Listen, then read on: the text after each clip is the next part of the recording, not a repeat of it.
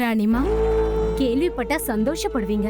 நான் நம்ம அவிக் பண்ணாவுக்கு அரசியல் நடவடிக்கைகளை கத்து கொடுக்கறதுக்காக ராயல் கவர்னர்ஸை அப்பாயிண்ட் பண்ணிருக்கேன். இனிமே உங்களுக்கு அவனை பத்தி கவலை வேண்டாம். இன்னையில இருந்து ட்ரைனிங்கும் ஆரம்பிச்சாச்சு. இது ரொம்ப நல்ல விஷயம்தான். ஆனா அவிக் பண்ணாவை பத்தி எப்ப நீ கவலைப்பட ஆரம்பிச்ச? எனக்கு தெரிஞ்ச வரைக்கும் ஷரண் பண்ணா ராஜாவானப்போ நீ ஒன்னும் அவ்வளோ சந்தோஷப்படலையே. ஆமா, நீங்க சரியாதான் சொல்றீங்க. அதாவது நான் இப்ப சொல்ல வர்றது என்னன்னா, நீங்க தப்பா நினைச்சிட்டீங்க. நான் சந்தோஷப்படலதான், ஆனா ராஜா ஆனதுக்கு சந்தோஷப்பட்டேன். ஏன் வருத்தப்பட்டேன்னா, அவர் கூட பவித்ராவும் வந்தாங்கல்ல, அதனாலதான். அவங்களாலதான் இந்த வீர்கட் கிட்டத்தட்ட 12 வருஷமா ராஜா இல்லாம ராஜ்யம் நடந்துட்டு இருந்தது. ஆனா பிளாஸ்டுக்கு அப்புறம் எப்ப நான் அவிக் பண்ணவ பார்த்தனோ, நான் அவனை பத்தி கவலைப்படவும் ஆரம்பிச்சேன். அவன் மேல இறக்கமும் வந்துச்சு. அதனாலதான் எப்ப நீங்க அவிக் பண்ணவ வீர்கட்டோட உயர் அதிகாரி பதவியில உட்கார வச்சீங்களோ, அப்பதான் நானும் முடிவு பண்ணேன் இதுல உங்களுக்கு உதவி செய்யணும்னு. ராணிமா, நான் ராயல் கவர்னர்ஸோட பேக்ரவுண்ட செக் பண்ணிட்டேன். அவங்க பல ராஜகுமாரர்களுக்கு ட்ரைனிங் கொடுத்திருக்காங்க. நல்ல விஷயம்தான். பேக்ரவுண்ட செக் பண்ணீங்களா? உங்களுக்கே தெரியும்ல, நான் பேக்ரவுண்ட் எல்லாம் செக் பண்ணாம அவிக் பண்ணவுக்காக ராயல் கவர்னர்ஸ் அப்பாயிண்ட் பண்ண மாட்டேன்னு. என் மேல உங்களுக்கு நம்பிக்கையே இல்லையா?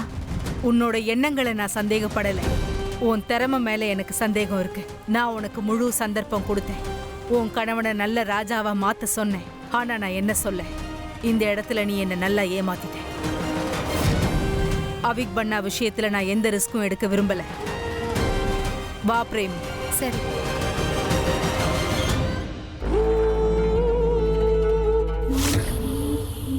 ராஜகுமாரா, இந்த ராயல் ட்ரெஸ்ல நீ கம்ஃபர்டபிளா இல்லனா நாம கொஞ்ச நேரத்துக்கு பிரேக் எடுத்துக்கலாம். லஞ்ச் பிரேக் எல்லாம் விடுறதுக்கு அவிக் என்ன ஸ்கூல்லயா படிச்சுக்கிட்டு இருக்கான்? இது முதல் நாள். அவன் கம்ஃபர்டபிளா ஃபீல் பண்ண கொஞ்சம் டைம் ஆகும். ஒரு ராஜகுமாரன்றவன் எப்பவுமே தன்னோட கம்ஃபர்ட்ட பத்தி யோசிக்கவே கூடாது. அவன் தன்னோட கம்ஃபர்ட்ட பாக்கறத விட மக்களோட கம்ஃபர்ட்டுக்கு தான் முக்கியத்துவம் தரணும். என்ன கவர்னர்ஸ், இந்த விஷயம் எல்லாம் உங்களுக்கு தெரிஞ்சிருக்கணும்ல. டேபிள்ல அவனுக்கு முன்னாடி சாப்பாடு இருக்கு. அவன் சாப்பாட்டை இந்த மாதிரி அவமானப்படுத்த கூடாது.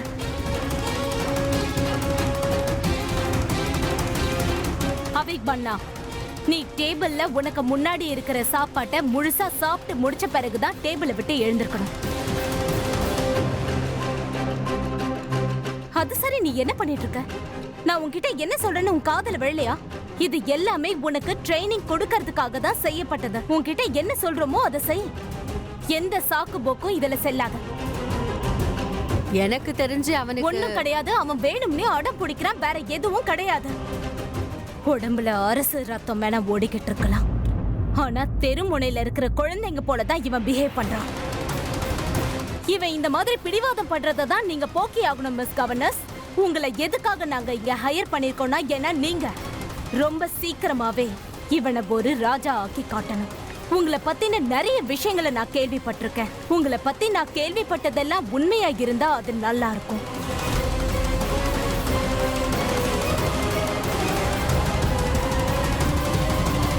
Shut up. இந்த சாப்பாடை ஃபுல்லா சாப்பிட்ட பிறகுதான் இந்த இடத்தை விட்டு நீ எழுந்திருக்கணும். அண்டர்ஸ்டாண்ட்?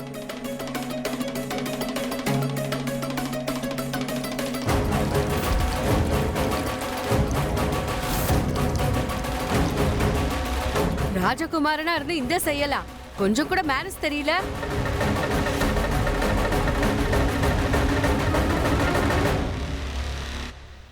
அவிக், நான் வந்துட்டேன்.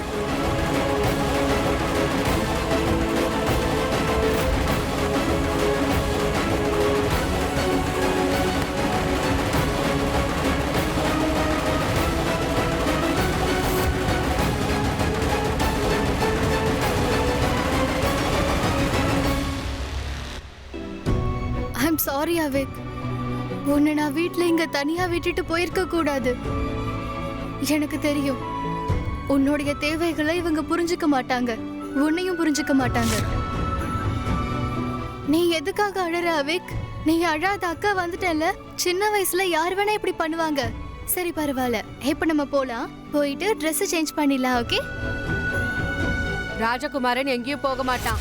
இன்னைக்கு நடந்த இந்த செயல் நாளைக்கு நடக்க கூடாது. அதனாலதான் ட்ரைனிங் கொடுக்கறேன். என்ன சும்மா ராஜகுமாரன் உளறீங்க?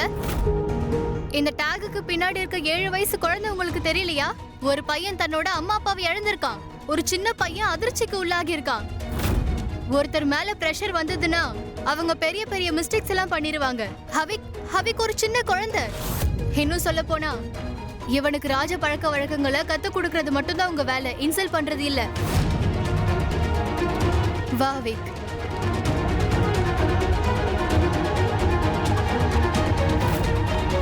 சமீர் அண்ணா, இவளை கவனிச்சியா?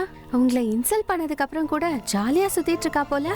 தியா, இந்த உலகத்துல சமீர் இன்சல்ட் பண்றதுக்கு யாருமே பிறக்கல. இவளோட அம்மா அப்பாவை நினைச்சு நான் இவளை சும்மா விட்டுட்டேன், அவ்வளவுதான். இன்னும் எவ்வளவு நாளைக்கு தான் இப்படியே விடுவேன் அண்ணா? யூ ஜஸ்ட் வெயிட் அண்ட் வாட்ச்யா. சரியான நேரம் வரும்போது காலம் முழுக்க மறக்க முடியாத அளவுக்கு இவளை நான் காயப்படுத்திடுவேன். ஆ?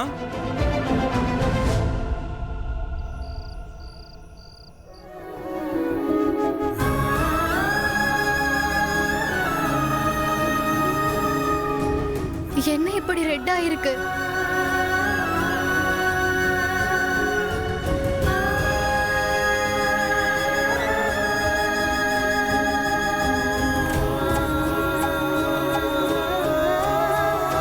I'm sorry AVIC. உன்னை நல்லா பார்த்துப்பாங்கன்னு தான் நான் நினைச்சேன். ஆனா நான் தப்பு பண்ணிட்டேன். இதுக்கப்புறம் அவங்கள நான் நெருங்க விட மாட்டேன். நான் அவிக்க சமாளிக்க உங்களை ஹையர் பண்ணனா இல்ல சக்தியா ஹையர் பண்ணனா? என்ன ஹையர் பண்ணீங்க? அப்ப ஒரு 16 வயசு பொண்ணு உங்க டியூட்டிக்கு தடங்கலா இருந்தா அப்ப உங்களோட டியூட்டியை பாக்குறதுக்கு உங்களுக்கு தகுதி இல்லைன்னு நாங்க எடுத்துக்கலாமா? அப்படி கிடையாது மோகினி மேடம். சக்தி ராஜகுமாரனோட சிஸ்டர். நான் பிரிச்சிருங்க. அக்கா தம்பிய பெரிய ராஜகுமாரனோட பழக்க வழக்கங்களுக்கு தடையா இருக்கிறவங்கள நீங்க தான் பிரிச்சாகணும்.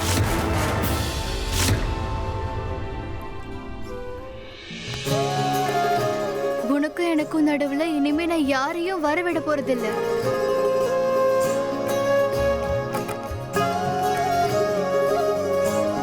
ஆமாப்பா, பிங்கி ப்ராமிஸ். இப்ப நீயே பாரு. வந்திருக்க கவர்னர்ஸ நான் ஒரு வழி பண்ணிவிட போறேன். அவங்களே இங்க இருந்து ஓடி போயிருவாங்க.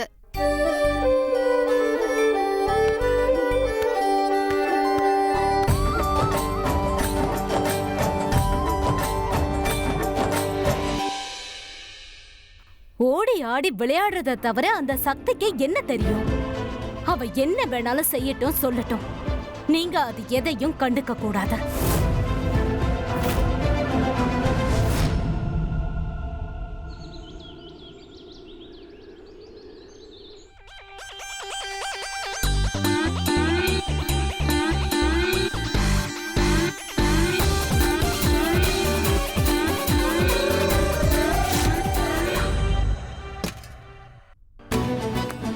என்ன பண்ணணும்னு இப்ப சொல்றேன் கேளு.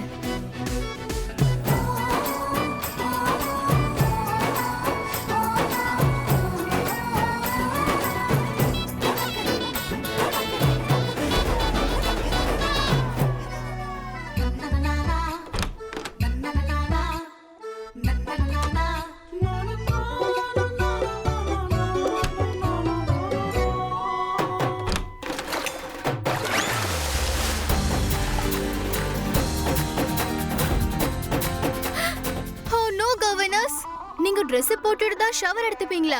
What nonsense. கதவுக்கு மேல யாரோ தண்ணி பாத்திரத்தை வச்சிருக்காங்க. ஐ see. இதால தான் நினைச்சு போனீங்களா?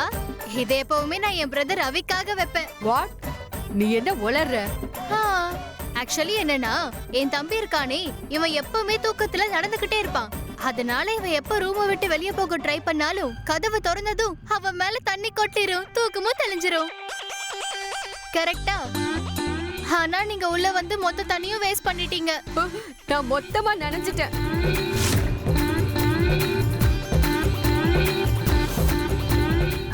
நீங்க கொஞ்சம் அமைதியா இருங்க. ஆமா, நீங்க ஒண்ணு பண்ணுங்களே.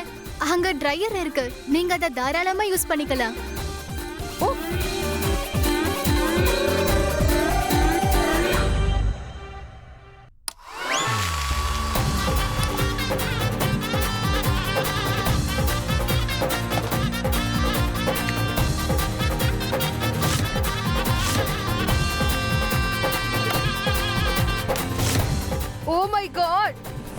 இன்னைக்கு ராணி அம்மாவை சந்திக்கிறதா இருந்தேன், எல்லாம் வீணா போச்சு.